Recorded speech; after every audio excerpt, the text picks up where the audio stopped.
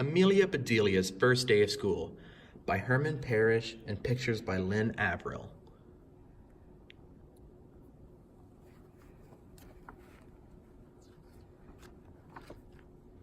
Amelia Bedelia couldn't wait to go to school. "Here we are," said Miss Park, the bus driver. "Time to jump off." Amelia Bedelia backed up, then ran as fast as she could and jumped as far as she could.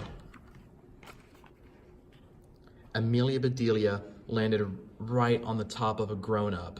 "Are you my teacher?" she asked. "I am Miss O'Malley. I teach gym."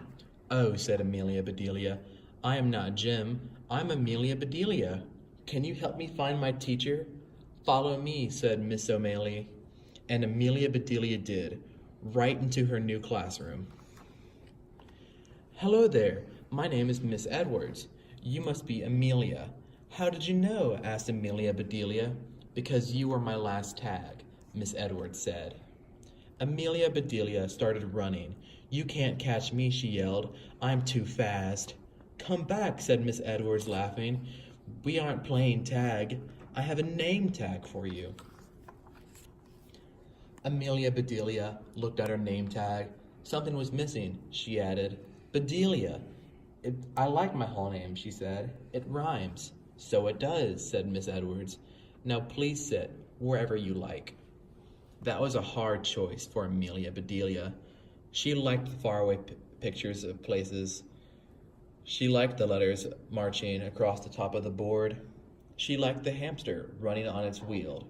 She liked everything she saw. So she sat down right in the middle of the classroom. And Miss Edwards began the day by calling the roll. "Amelia Bedelia."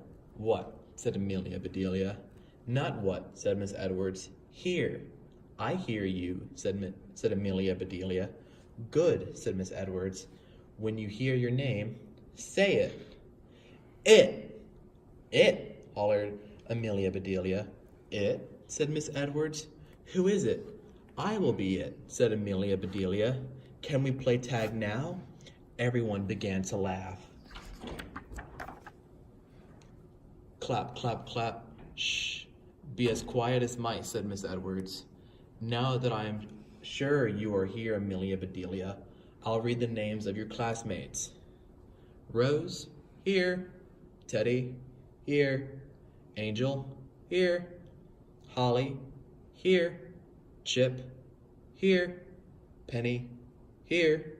Dawn, here." Their names were very exciting, but Amelia Bedelia still loved her name best of all. Plop, plop, plop. Miss Edwards placed a lump of squishy clay on each desk. "Let's make our favorite animals," she said. Amelia Bedelia loved hamsters, so she began making one. Rose made a giraffe, Dawn made a pony, and Clay made a big, fat bullfrog. "You're funny, Amelia Bedelia," said Clay. "You could be the teacher's pet." Amelia Bedelia was not happy. She loved animals, but she did not want to be anyone's pet. She felt like flattening Clay's frog. "If you have trouble, chickadees," said Miss Edwards, "try wriggling your fingers on that clay." So that's exactly what Amelia Bedelia did. Soon Clay was laughing so hard he could not stop. "Amelia Bedelia," said Clay, "stop tickling me." Clean up, everybody clean up," sang Miss Edwards. "It's time for music." Miss Melody arrived with her guitar and tambourine. "We will sing like birds today." "La la," she trilled. Then the students toured the library with Miss Stacks. "I want to see your little noses in the book," said Miss Stacks. In gym class, Miss O'Malley taught them how to run like cheetahs. At last it was time for lunch. "Do you feel like a sloppy Joe?" asked the lady behind the lunch counter. "No," said Amelia Bedelia. "Do I look like one?" "Here you are," said the lady. "I hope your eyes aren't bigger than your stomach." "Me too," said Amelia Bedelia. "They would not fit in my head."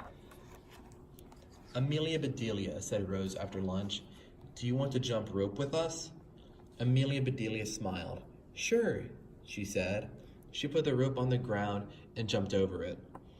Amelia Bedelia was terrific rumped over. Rose giggled, so did Holly, Dawn, and Joy.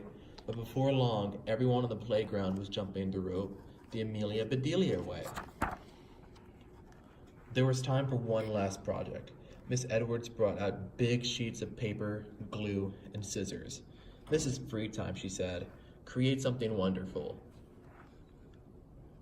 Amelia Bedelia decided to make daisies for her mother.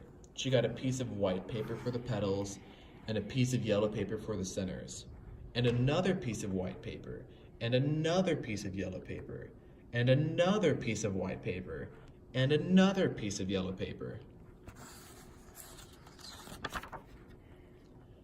"Amelia Bedelia," said Miss Edwards, "don't be a ping-pong ball. Please sit down."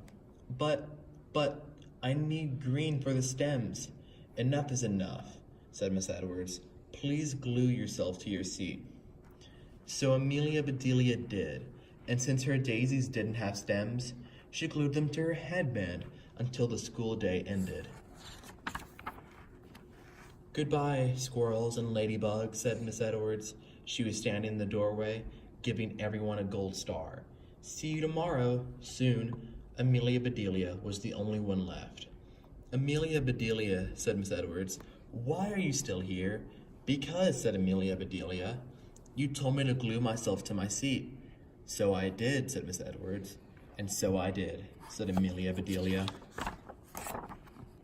Amelia Bedelia stood up, and the chair stood up with her. Miss Edwards chuckled, then laughed out loud. "Oh, Amelia Bedelia," said Miss Edwards. "I should have known better than to say that to you, especially on your first day of school."